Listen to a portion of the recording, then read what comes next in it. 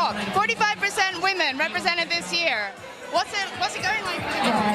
Sorry, 45% of nominees this year are women. I think that's great, but we can do so much better.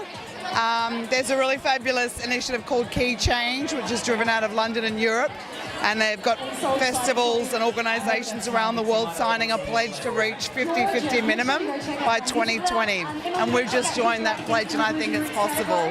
How do you think that the music industry compares to other industries when it comes to female empowerment and representation? Look, I don't think it's a music industry specific thing. I think generally we work in a historically male dominated world. I think if you really start to look at other industries like comedy, architecture, design, film, you're going to see fairly similar kind of statistics.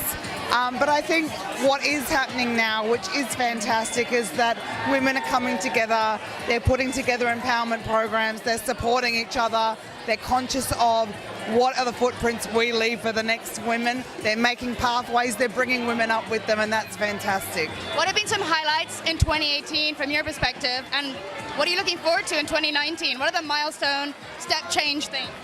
Okay, so highlights for me, I manage these lovely men behind me called Setmo. We have, they have released 11 singles this year, so that's been incredibly hard work, but we also got our first gold record on our first self-released single, so as a team that was a really great achievement. Electronic music conference that I produce, that's an all-female team, pretty much. There's a few contractors that are male, and it's not even that we consciously wanted to do an all-female team, it just ended up being that way. It's like Danny was working on our team and she was like, wow, it's all women. And I was like, and just kind of naturally and organically happened. And that went really, really well this year. And obviously seeing diversity and representation and women coming together and people from different cultural backgrounds and the respect we're starting to see, more and more respect for our First Nations people and more opportunities for First Nations artists, which is so important, and that's what I'm really excited about next year.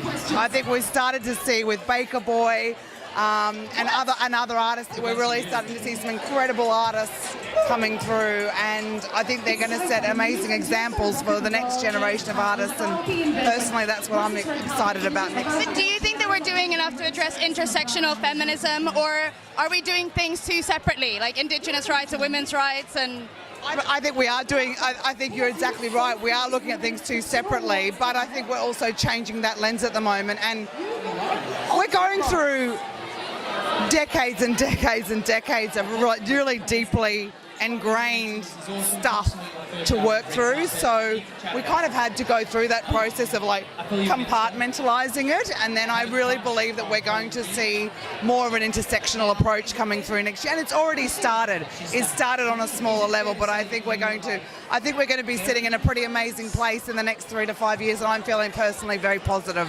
So I want to hear a little bit more about your festival and how that experience working with all those women maybe differed from previous professional experience.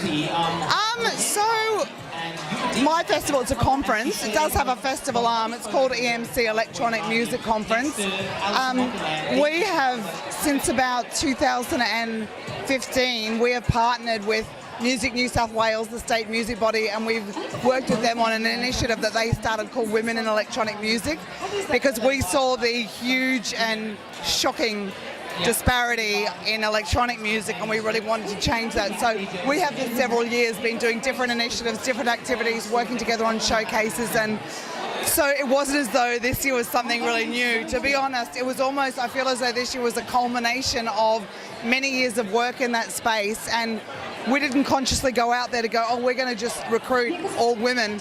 It just happened that women were the best for the job and the various roles that we had, and and to be honest, until Danny said to me, it was really amazing working with like majority women, I was like, oh yeah, I didn't actually, it's become second nature.